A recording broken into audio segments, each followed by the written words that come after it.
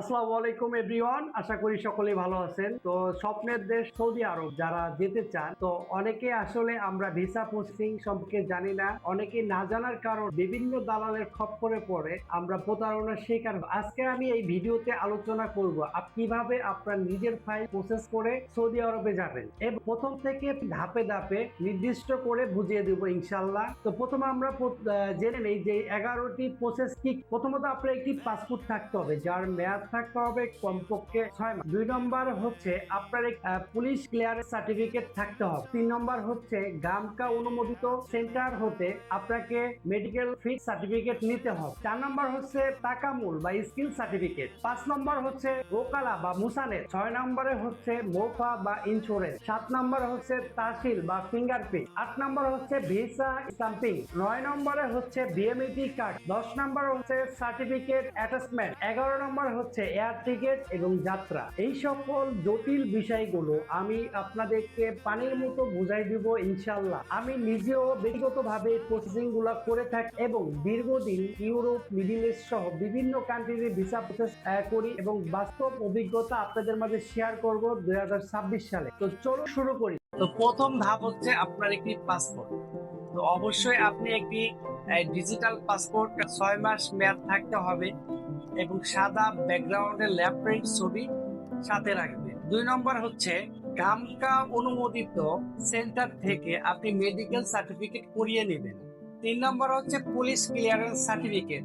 আপনার নিজ থানা হতে আপনি এই পুলিশ ক্লিয়ারেন্স সার্টিফিকেটটা তুলে নিতে পারবেন। 4 নম্বর হচ্ছে তাকামুল বা স্কিল সার্টিফিকেট। 2026 সালে সৌদি আরব সরকার কিছু কাজের উপরে স্কিল সার্টিফিকেট বাধ্যতামূলক করেছে। আপনি আপনার কাজের উপর দক্ষতা প্রমাণ করে একটি অরিজিনাল সার্টিফিকেট সংরক্ষণ করবেন। আমরা এটি পেতে আপনাকে সাহায্য করে থাকি। পঞ্চম ধাপ হচ্ছে উকালা ও মুসানের। আপনার মেডিকেল এবং তাকামুল হওয়ার পর সৌদি কফিল বা কোম্পানি মোসানের পোর্টালের মাধ্যমে আপনার নামে ওকালা এবং পাওয়ার পাঠাবে। অবশ্যই বাংলাদেশ থেকে একটি আরএল আলা রিক্রুটিং এজেন্সি এবং তার আরএল সৌদি আরবের শ্রম মন্ত্রণালয়ের এনলিস্টমেন্ট বা নিবন্ধিত হতে হবে। ওকালা ছাড়া কোনো এজেন্সি আপনার পাসপোর্ট এম্বাসিতে জমা দিতে পারিবে না। 6 নম্বরে আছে মোফা এবং ইন্স্যুরেন্স। ওকালা আসার পরে আপনার ডাটা অনলাইনে এন্ট্রি হয়, যেটাকে আমরা মোফা বলে থাকি, এবং একই সাথে আপনার ইন্স্যুরেন্সও করা হয়, যেটি সৌদি আরবের স্বাস্থ্য সুরক্ষা রক্ষা করে বা নিশ্চিত করে। 7 নম্বরে হচ্ছে তাহসিল বা ফিঙ্গারপ্রিন্ট।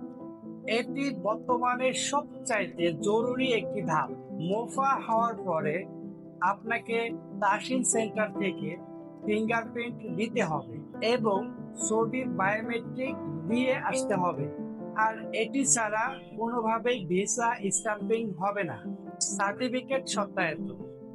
যদি আপনার কাজের ধরন অনুযায়ী আপনার স্কিল সার্টিফিকেট প্রয়োজন হয়, তো সেই ক্ষেত্রে শিক্ষা বোর্ড এবং পররাষ্ট্র মন্ত্রণালয় থেকে আপনাকে সত্যায়িত করিয়ে নিতে হবে। এখন আপনার passport, medical, police clearance certificate, তাকামুল সার্টিফিকেট সহ সকল ডকুমেন্ট এম্বাসিতে জমা করা হবে। কয়েকদিনের মধ্যেই ইনশাল্লাহ আপনার পাসপোর্টে সোনালী ভিসা লেগে যাবে ইনশাল্লাহ। 10 নম্বর হচ্ছে বিএমইটি কার্ড।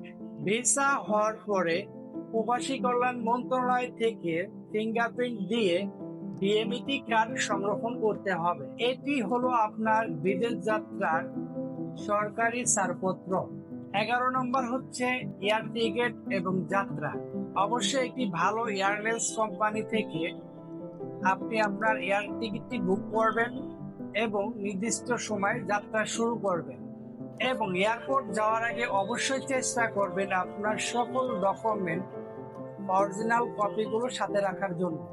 এই ছিল সৌদি আরব যাওয়ার A to Z গাইডলাইন। আমরা চেষ্টা করি সৌদি আরবের ভিসা প্রসেসিং এর প্রতিটি ধাপ স্বচ্ছ এবং নিখুঁতভাবে এবং বাস্তবতা এবং 2026 সালের কাজের অভিজ্ঞতা থেকে আপনাকে শেয়ার করেছি। এবং আপনি যদি আমাদের সাথে কাজ করতে চান, আমাদের স্ক্রিনে দেওয়া নাম্বারে যোগাযোগ করুন এবং ভিডিওটি যদি ভালো লাগে অবশ্যই আপনি আমাদের চ্যানেলটি সাবস্ক্রাইব করে রাখবেন এবং আমাদের ভিডিওটি শেয়ার করে দিন, যাতে আপনার পাশের কোনো বন্ধু কোনো উপকার হতে পারে।